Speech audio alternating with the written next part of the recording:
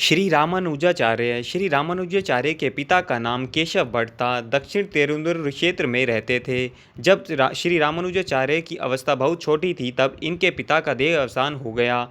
इन्होंने काशी में यादव प्रकाश नामक गुरु से वेदाध्ययन किया। इनकी बुद्धि इतनी कुशाग्र थी कि ये अपने गुरु की व्याख्या में ही दोष निकाल दिया करते थे। फलतः इनके गुरु ने इन पर प्रसन्न होने के बजाय ईर्ष्यालु होकर इनकी हत्या की योजना बना डाली, किंतु भगवान की कृपा से एक व्याध और उसकी पत्नी ने इनके प्राणों की रक्षा की। श्री रामानुजाचार्य बड़े ही विद्वान, सदाचारी, धैर्यवान, उदार थे। चरित्र बल और भक्ति में तो अद्वितीय थे।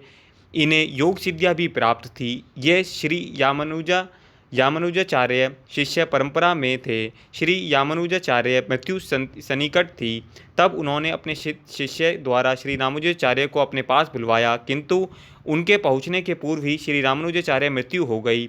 वहां पहुंचने पर इन्होंने देखा कि श्री रामानुजाचार्य की 3 उंगलियां मुड़ी हुई थी।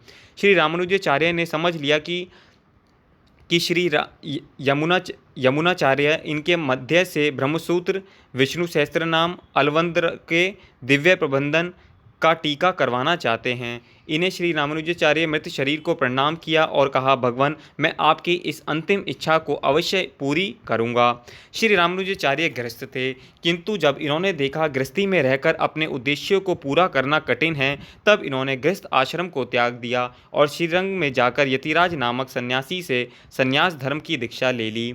इनके गुरु श्री यादव प्रकाश को अपनी पूर्व करनी पर बड़ा पश्चाताप हुआ और वे संन्यास की दीक्षा लेकर श्रीरंगम चले गए और श्री रामानुजाचार्य सेवा रहने लगे। श्री रामानुजाचार्य ने भक्ति मार्ग का प्रचार करने के लिए संपूर्ण भारत की यात्रा की। इन्होंने भक्ति मार्ग समर्थ में गीता और ब्रह्मसूत्र पर भाष्य लिखा। वेदांत सूत्रों पर इनका भाष्य श्री भाष्य के नाम से प्रसिद्ध है। इनके द्वारा चलाए गए संप्रदाय नाम श्री संप्रदाय है। इस संप्रदाय की अधिप्रवृत्ति की श्री लक्ष्मी जी मानी जाती हैं। श्री रामानुजाचार्य ने देश भर में भ्रमण करके लाखों नर नारियों को भक्ति मार्ग में प्रवृत्त किया।